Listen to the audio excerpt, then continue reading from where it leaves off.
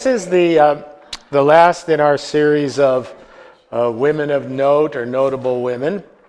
And tonight we're going to be looking at this young lady, Malala Yousafzai. Yes, she does have a last name.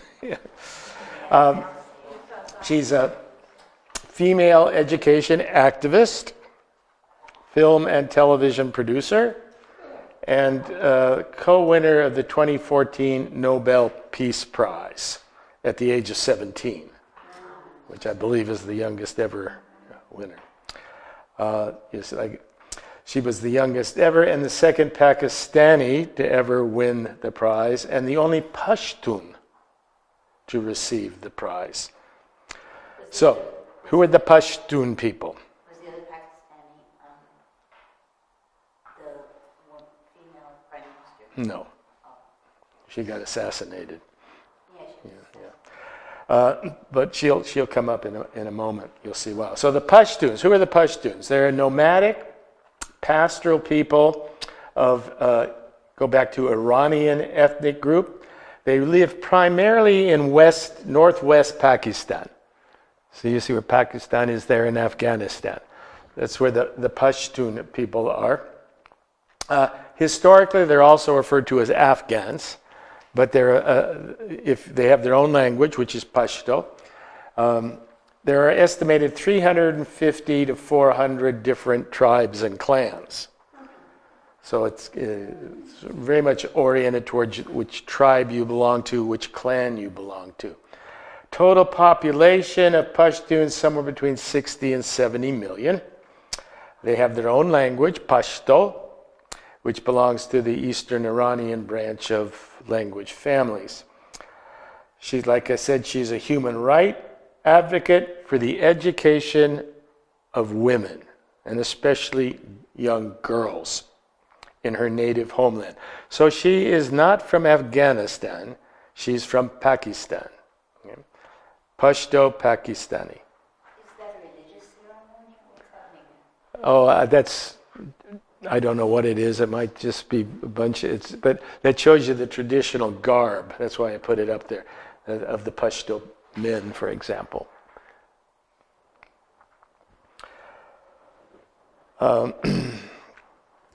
So as we'll see, she started out as a female educational activist in Pakistan, and it's sort of grown into an international movement. And we'll see how that developed in time. According to former Prime Minister Shahid Khaqan Abbasi of Pakistan, she has become Pakistan's most prominent citizen. Okay, she was born July 12th, 1997, in northwest Pakistan, into a lower middle class Sunni Muslim family. So she's Muslim. The family at the time didn't have enough money for her to be born in a hospital, so she was born at home with the help of neighbors. It's sort of traditional in these. Could you see that if in our, hey, can you come over? My wife's having a baby. She was given her first name, Malala, which means grief-stricken. And she was named after this heroine of the Afghan Pashtun people, Malala of Mewand, who was a great poet or poetess and also a great warrior, female warrior. She's become a national folk hero of the Afghan people, and so Malala was named after her for, I think her father's sort of projected upon her that she would be a type of warrior, and he was right. She will be a warrior, not a physical warrior, but a warrior of the spirit. This Malala was actually a hero in wars against the British Afghan wars. The British invaded Afghanistan twice in the 19th century. The Russians invaded in the 20th century. The Americans occupied.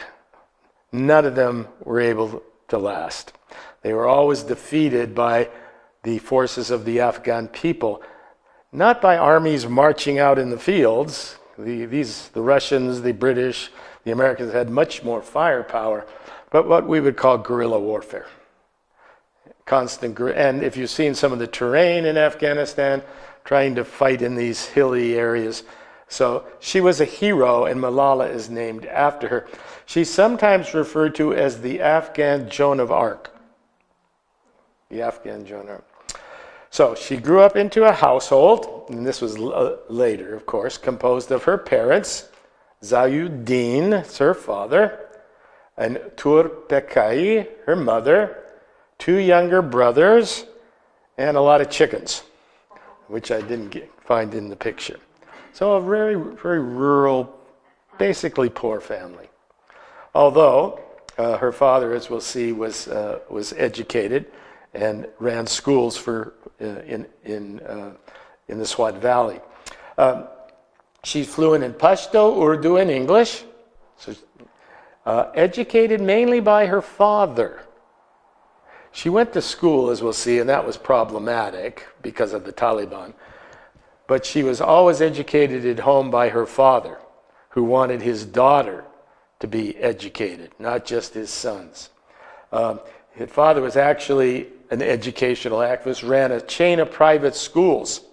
They were known as the Kushal Public School, but they were private schools that he ran. In an interview, she once said that when she was young, she wanted to become a doctor. Though later her father encouraged her to become a politician, to become active in trying getting social and political change. He always referred to his daughter as someone very special. He could see this in her from a very early age. He actually allowed her to stay up night and talk politics after the brothers had gone to bed. She was very much inspired by the assassination of the Pakistani Prime Minister Benazir Bhutto, the female prime minister who was assassinated. And Malala started speaking out about the rights for girls' education as early as September 2008, when she was very young, when her father took her to Peshawar, which is one of the major cities up there, to speak at the local press club. And this was when the Taliban, who were trying to take away the basic right of education for girls, this is what she said at a very young age. "How dare the Taliban take away my right to education?" And she was asking that, who do they think they are? Now this is a young girl, but she's very much committed from a very early age to this idea. So by late 2008, a gentleman by the name of Amar Ahmed Khan of the BBC Urdu website. The BBC has numerous satellite area throughout the world. There's the Urdu site, there's the sites in different languages. So this was the BBC Urdu, and this gentleman and his colleagues wanted a new way to cover the Taliban and their growing influence in what is known as the Swat Valley. It's a beautiful area.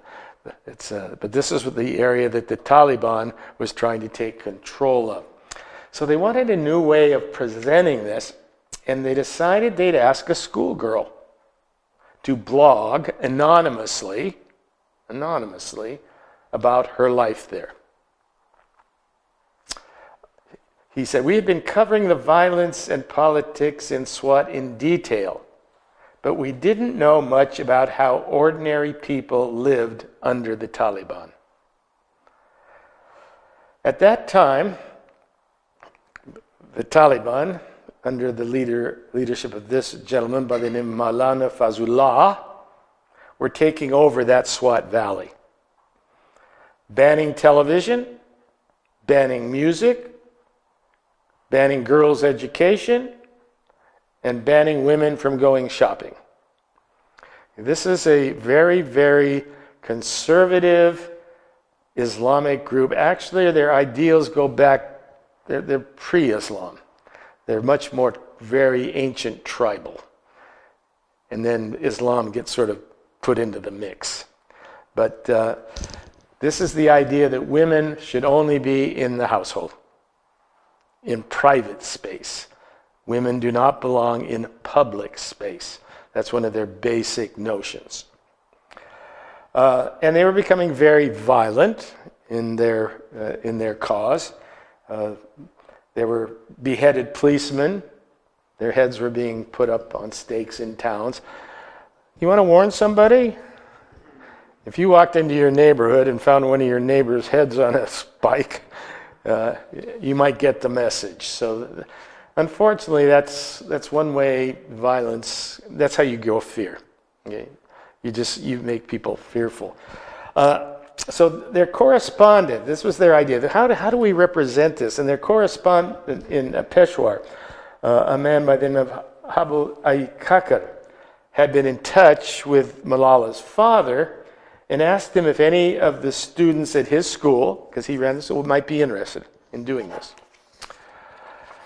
At first, there was a girl named Aisha who agreed to write a diary, but then her parents said, no way, because they feared Taliban reprisal. So who does Malala's father suggest? His daughter. His daughter, who was 11 at the time and in 7th grade. Because they were concerned for her safety, the editors insisted that she use a pseudonym. So it wasn't done under her name. Her blog was published under the byline Gul Makai, which means cornflower in Pashto. And it's a name taken from a very famous character in a folk tale. So it would be a name that was widely known by the listeners. So on January 3rd, 2009, her first entry was posted on the BBC Urdu log. She handwrote notes and passed them to a reporter who then scanned them and emailed them. And it recorded her thoughts during what was known as the first Battle of Swat between the Pakistani military and the Taliban. As military operations took place, fewer and fewer girls were showing up to school, quite understandably. And finally, her school shut down. That day she wrote in her blog, I had a terrible dream yesterday with military helicopters and the Taliban. I had had such dreams since the launch of the military operation in Swat. My mother made me breakfast and I went off to school. I was afraid going to school because the Taliban had issued an edict banning all girls from attending schools. Only 11 of the 27 pupils attended the class because the Pakistani Taliban had given an edict. My 3 very close friends left and went to Peshawar, Lahore, and Rawalpindi with their families. So a lot of families were just leaving. The night before the ban took effect was filled with noisy artillery fire. Imagine a young girl, 11, sleeping, and if you ever heard military fire, it's loud. So constantly through the night, she was hearing this. The following day, she read for the first time excerpts from her blog that were published in a local newspaper. Now, it's still anonymous as to who she is, but these are being published. Following the edict, the Taliban then destroyed several local schools. And on January 24th, 2009, she wrote, Our annual exams are due after the vacations, but this will be only possible if the Pakistani Taliban allow girls to go to the school. We were told to prepare certain chapters for the exam, but I don't feel like studying. It seems that it is only when dozens of schools have been destroyed and hundreds others closed down that the army thinks about protecting them. Had they conducted their operations here properly, this situation would not have arisen. So she's not only critical of the Taliban, she's critical of the Pakistani military, which means she's critical of the Pakistani government. In February, the Taliban lifted restrictions on girls' primary education where there was co-education. Girls-only schools were still closed. So when there was, and they weren't in the same classroom. When they say co-education, that meant there was classrooms for girls and classrooms for boys. Malala wrote, only 70 pupils attended out of the 700 who were enrolled. Then on February 18th, the Taliban leader announced he was lifting the ban on women's education. Girls would be allowed to attend school until exams were held. Here's the picture of her blog. Sorry, Mike. But they had to wear a burqa. There's a little girl in a burqa. On February 25th, she wrote in her blog that attendance in her class was up, but the Taliban were still active in the area. 2 days later, she wrote that there was a skirmish between the military and the Taliban, and that the sounds of mortar shells could be heard. She said, people are again scared that the peace may not last long. On March 9th, she wrote about a science paper on which she performed well and added that the Taliban were no longer searching vehicles as they once did. And her blog ended March 12th, 2009. So this is her famous diary, her famous blog that started this whole process going. After the diary ended, Malala and her father were approached by this man, a New York Times reporter by the name of Adam B. Ellick, about filming a documentary. Then in May, the Pakistani army moved into the region to regain control, and there was a second battle of Swat. So just imagine this young girl growing up in this area where there's this constant warfare. On top of that, there are these Taliban terrorists who keep terrorizing people, and yet she's able to write this blog and stay committed to this. I think a lot of people would have just shut down. So as the second battle started, her family was evacuated, displaced and separated. Her father went to Peshawar to protest and lobby for support, while she went to the countryside to live with relatives. After criticizing militants at the press conference, her father began receiving death threats over the radio by a Taliban commander. She said at that point, she said, I'd always wanted to be a doctor until that point. But when they started threatening my father, that's when I wanted to be a politician. This was not acceptable. So by early July, refugee camps were filled to capacity. People were fleeing. The Prime Minister made a long-awaited announcement, finally saying it was safe to return to the Swat Valley. So this is how this war was fought.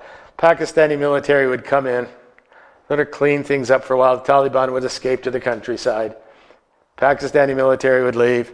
Taliban would come back. That's how those wars are fought, and that's why how they're so difficult to win. You don't really know who you're fighting against. So in any case, the family reunited, and on July 24th, they were heading home. And they made one stop to meet with a group of other grassroots activists that had invited to see Richard Holbrooke, who was President Obama's special rep to Afghanistan and Pakistan. She spoke with him. This little young girl said, "You must intervene," saying, "Respected ambassador, if you can help us in our education, please do so." When her family finally returned home, they found her school had been lightly damaged, but she started going back to school now for a while. The documentary was made, and then she was interviewed on an Urdu language paper called the Daily Aj, and then also Canada's Toronto Star. So she's starting to get a little more international awareness. Her BBC blogging identity was revealed in numerous articles. So articles that were written about her, so the news is getting out who's doing this.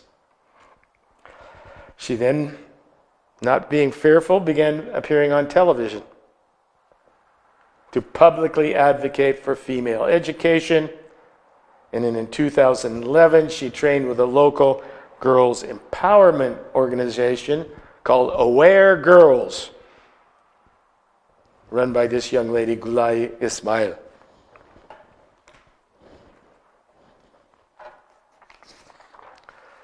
Training included giving advice on women's rights, empowerment to oppose radicalization through education.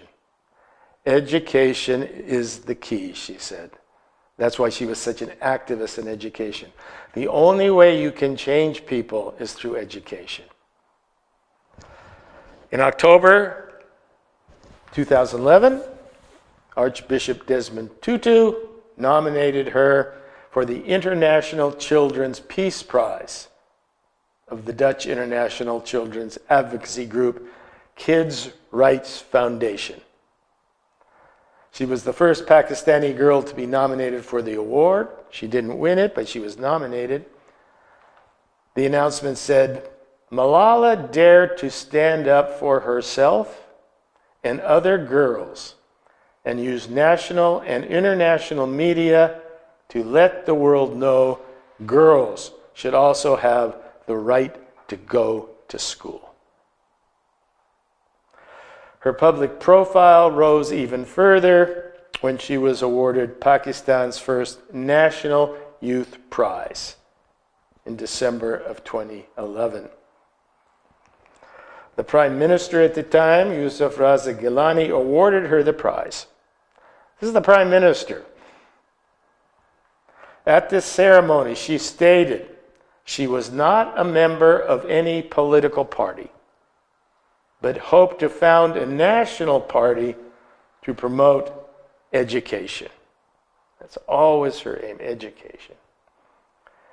At her request, the Prime Minister directed the authorities to set up a number of IT campuses in the Swat Valley with degrees for women. So she's had an impact. She's had an impact already at this young age. In a television interview the same year, she named her 3 heroes: Barack Obama, Benazir Bhutto, and Abdul Ghaffar Khan. Most people have not heard of Abdul Ghaffar Khan. He was a Pashtun leader and follower of Mahatma Gandhi, who led a nonviolent resistance movement in Afghanistan against the British. When you speak of Afghanistan, you often don't think of nonviolence. He was a follower of Gandhi, had a group called the Red Shirts, who were dedicated to opposing the British, but not violently. And she said that he was one of her inspirations and heroes. As she became more recognized, the dangers facing her increased. Death threats were published in newspapers and slipped under her door. On Facebook, where she was an active user, she began to receive death threats. Eventually, a Taliban spokesman said they were forced to act. In a meeting held during the summer of 2012, Taliban leaders agreed she needed to be killed. October 9th, 2012, a Taliban gunman shot her as she rode home on a bus after taking an exam. She was 15 at the time. According to reports, a masked gunman shouted, "Which one of you is Malala? Speak up, otherwise I'll shoot all of you." Upon being identified, she was shot with a bullet which traveled 18 inches from one side of her left eye, through her neck, and landed in her shoulder. 2 other girls also were wounded in the shooting, both of whom were stable enough to speak to reporters and give details of the attack. After the shooting, she was airlifted to a military hospital in Peshawar, where doctors were forced to operate after swelling developed in the left portion of the brain, which had been damaged by the bullet as it passed through. After a 5-hour operation, doctors successfully removed the bullet, which had lodged in her left shoulder near her spinal cord. The next day's doctor performed a decompressive craniectomy. You know what that is? It's where they take off part of the skull so that the brain, as it swells, will have room. Otherwise, yeah, that's how you allow the swelling to take. If the brain is swelling and it's stuck inside the cranium, so they remove part of her skull. On October 11th, a panel of Pakistani and British doctors decided to move her to the Armed Forces Institute in Rawalpindi, which is a major city in Pakistan. So she's moved to a military hospital. Doctors said she had about 70 chances, 30% chance of not surviving. So it was touch and go.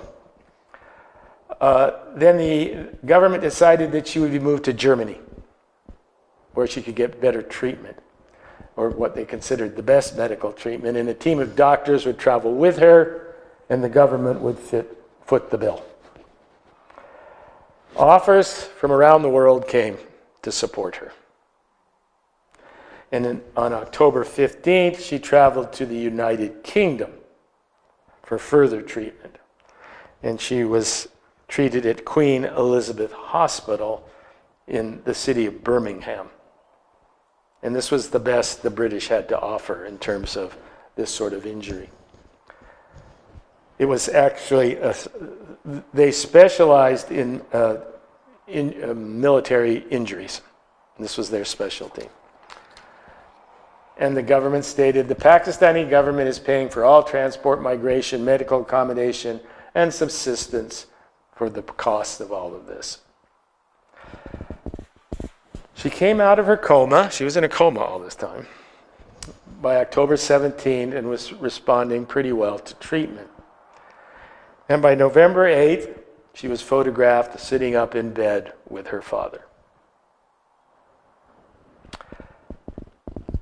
Then she had to undergo another surgery for 8.5 hours to repair a facial nerve, one of the nerves in her face.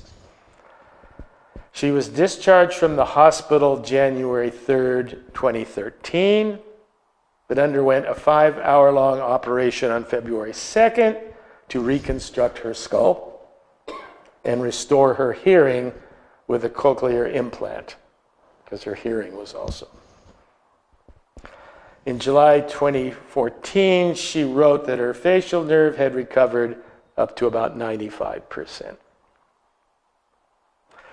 So the murder attempt received worldwide media coverage, produced outpourings of sympathy and anger. Protests against the shooting were held in a number of Pakistani cities, and over 2 million people signed the Right to Education campaign, a petition. 2 million people, which led to the ratification of the first Right to Education bill in Pakistan. You know, suffering, it's interesting how suffering works. We don't like to think of it that way, but sometimes it's the suffering that brings about the change. It's just then the question, who's willing to do the suffering? And in this case, it was a young girl. Never any doubts. Maybe that's because she was young. Maybe that's because she was young. The Pakistani officials offered a 10 million rupee, which is about a $100,000 reward for information leading to the arrest of the attackers. Responding to concerns about his safety, Malala's father said, "We wouldn't leave our country if my daughter survives or not. We have an ideology that advocates peace. The Taliban cannot stop all independent voices through the force of bullets. You're not going to frighten us to run away." This gentleman, chief spokesman for the Pakistani Taliban, claimed responsibility for the attack, saying that Malala is the symbol of the infidels and obscenity, adding that if she survived, the group would target her again. And in the days following the attack, the Taliban reiterated its justification, saying that Malala had been brainwashed by her father. "We warned him several times to stop his daughter from using dirty language against us, but he didn't listen and forced us to take this extreme step." They tried to justify it by quoting religious scripture, which is taken completely out of context, going on to say that even children can be killed if they're speaking out against Islam. I think Muhammad would have turned over in his grave. He was an orphan, you know. On October 12, 2012, a group of Islamic clerics, this is the official clerics in Pakistan, issued a fatwa against the Taliban, saying this is not Islam. This is not Islam. They said there are no justifications for this type of shooting. None. On October 15th, 2012, UN Special Envoy for Global Education, Gordon Brown, who was a former Prime Minister, British Prime Minister, visited Malala while she was in the hospital and launched a petition in her name and in support of what she fought for, using the slogan, "I am Malala." The petition's main demand was that there should be no child left out of school by 2015, with the hope that girls like Malala everywhere will soon be going to school. I don't know if you remember that "I am Malala" became a famous phrase. Brown said he would hand the petition to the Pakistani President Asif Ali Zardari. I think I have him. The petition contained 3 demands. 1, we call on Pakistan to agree to deliver education for every child. Every child. 2, we call on all countries to outlaw discrimination against girls. 3, we call on international organizations to ensure the world's 61 million out-of-school children are in education by the end of 2015. 61 million. What happens if you don't get education? Little hope for just about anything. Pakistan's Interior Minister Rehman Malik stated that the Taliban gunman who shot her had been identified. He was a graduate student in chemistry. He was educated, but he remains at large, possibly in Afghanistan. They also arrested 6 other men for involvement in the attack, but they were later released due to lack of evidence. The Taliban cleric who ordered the attack was killed by a U.S. airstrike in Afghanistan in June of 2018. So from March 2013 to July 2017, come on, I'll use this hand. Malala was a pupil at the all-girls Edgbaston High School in Birmingham, England. It was founded in 1876, making it the oldest girls' secondary school open to the public in England. So she was enrolled in this high school. In July of 2013, she addressed the United Nations. Former British Prime Minister Gordon Brown arranged for her appearance, and the UN dubbed the event Malala Day. The shawl she was wearing was one of Benazir Bhutto's shawls, the assassinated prime minister. It was her first public speech, with an audience since the attack. So this is the first time since the attack that she has spoken. There were 500 young education advocates from around the world attending this meeting. In her speech, she said, "The terrorists thought they would change my aims and stop my ambitions, but nothing changed in my life except this. Weakness, fear, and hopelessness died." That's a good one. Weakness, fear, and hopelessness died. That's what changed. Strength, power, and courage was born. I am not against anyone. Neither am I here to speak in terms of personal revenge against the Taliban or any other terrorist group. I'm here to speak up for the right of education for every child. I want education for the sons and daughters of the Taliban and all terrorists and extremists. As a result, she received several standing ovations. Secretary General Ban Ki-moon also spoke at the session, describing her as our hero. She also presented the chamber with the education we want. It was a youth resolution of demands written by the advocacy group for youth. In this regard, she stated, Malala Day is not my day. Today is the day of every woman, every boy, every girl who have raised their voice for their rights. Pakistani government did not comment on her appearance, as there was a backlash against her in Pakistan's press and social media. In September, she spoke at Harvard University, and in October, she met with President Barack Obama and his family. She had considered him one of her heroes.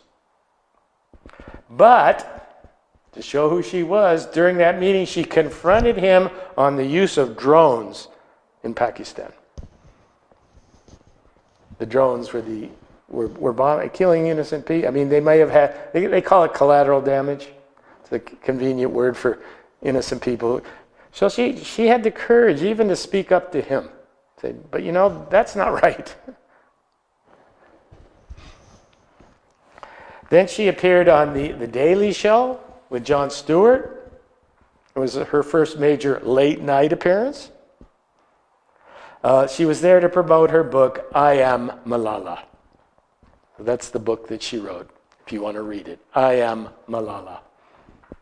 On the program, they discussed the assassination attempt, human rights, women's education. Stewart was really moved by her words, visibly so, if you've ever seen this interview. And he ended the conversation saying, "I am humbled to speak with you."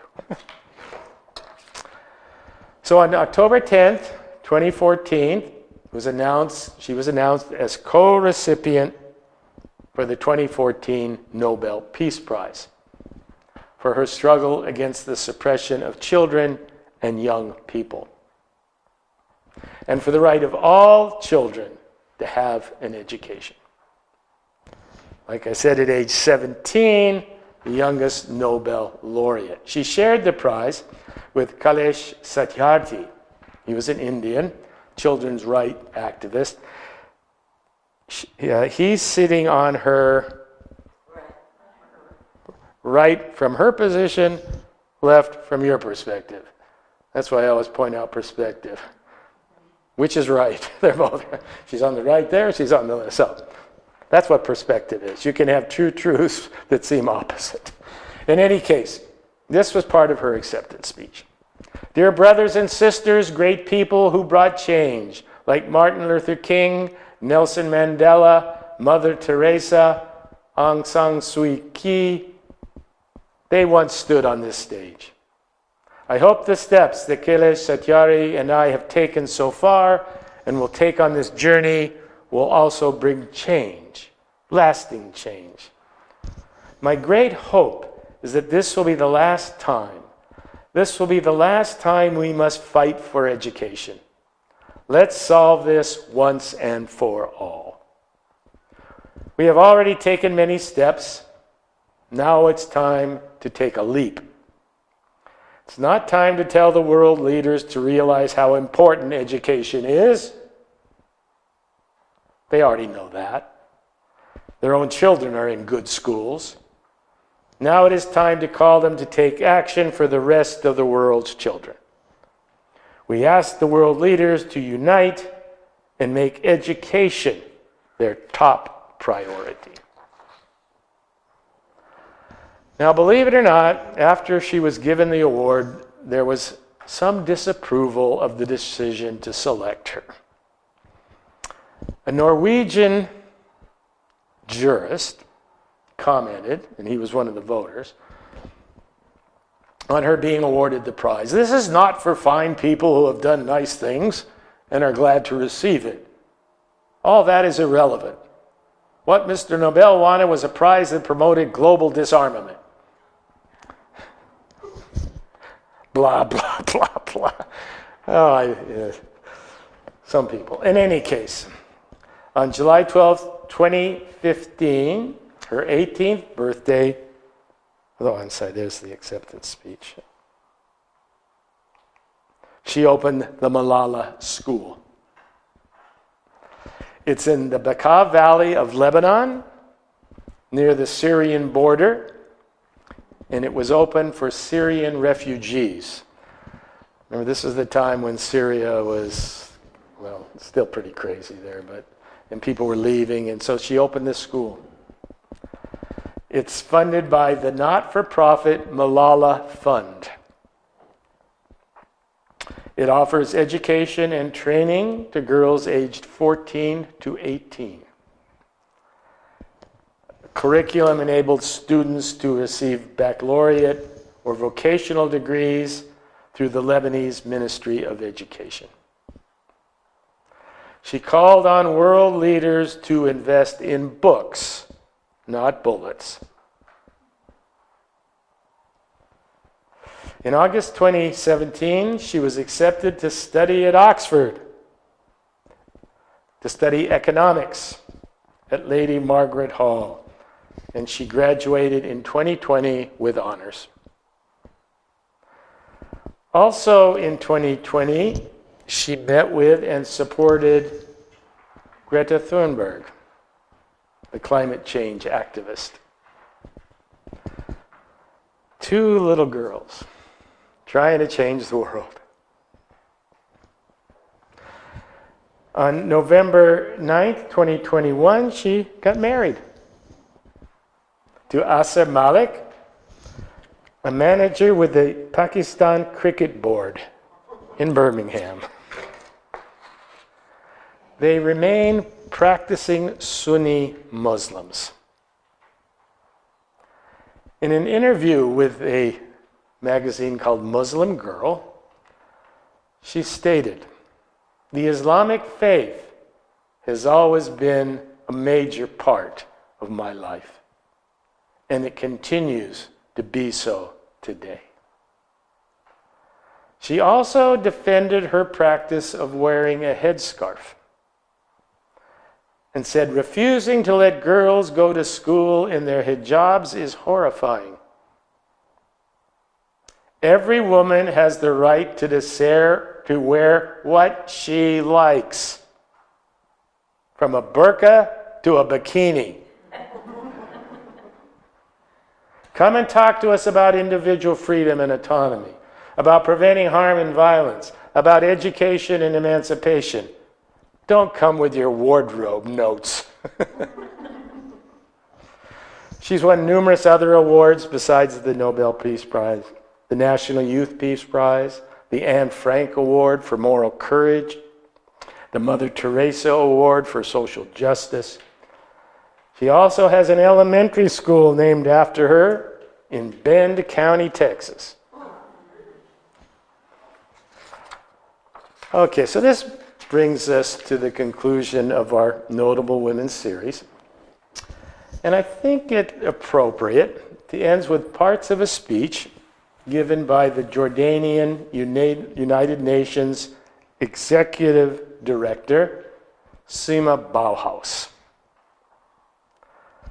"Conflict is inherently violent, but for women and girls ever more so, including in sexual and gender-based ways.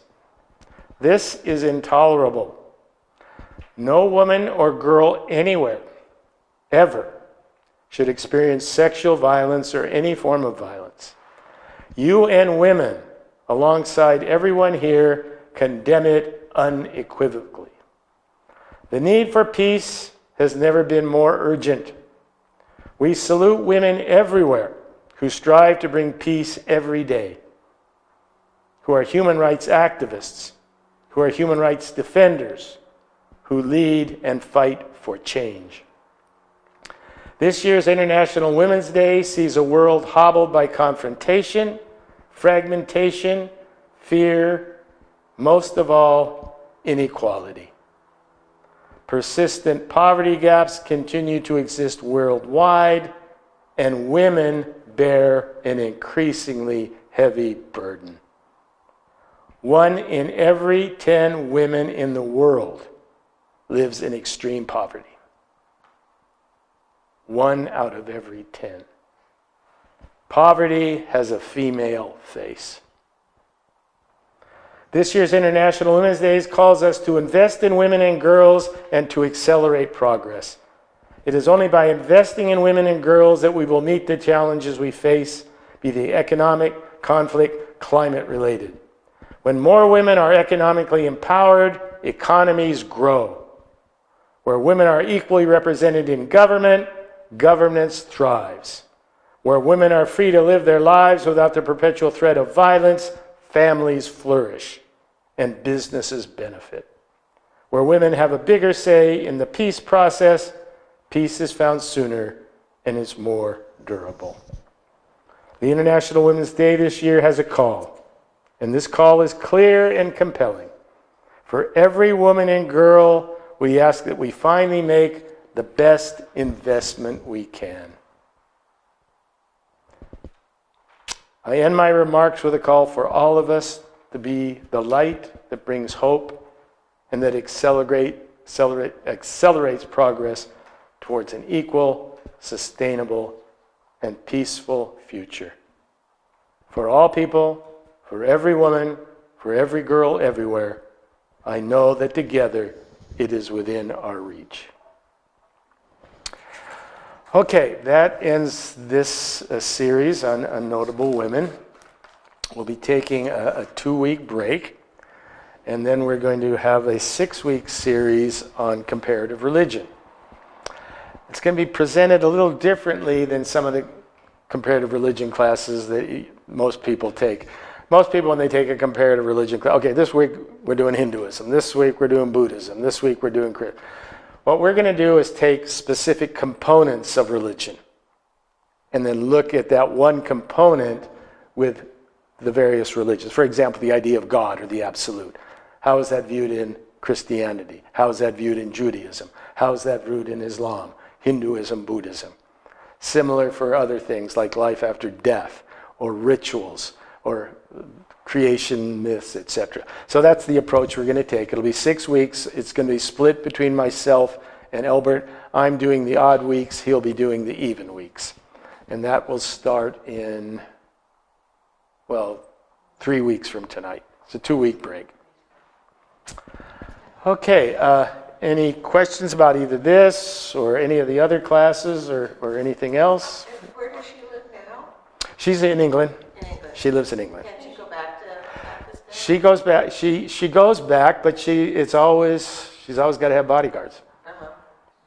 That's the downside of being famous one way or another. If you're famous in this world, I don't care what it's for, you're going to have a bodyguard. And that's just the unfortunate part of life. So pardon me? Is her family still in Pakistan? Yeah, her father's not leaving. Yeah, remember he said we're not leaving. She's married, and she has a production company in England, etc. But she goes back and forth. But she's got to be careful. The Taliban still would like to get her. They still would like to get her. And don't be surprised if one day you pick up a paper and you read it. So in any case, but what was her answer? I'm not afraid. Sort of like Martin Luther King, kill me. You can kill me, but you can't kill the idea. Others will carry it forward. Okay, any other thoughts? Okay, well, thank you for showing up, and we'll hopefully see you in 3 weeks.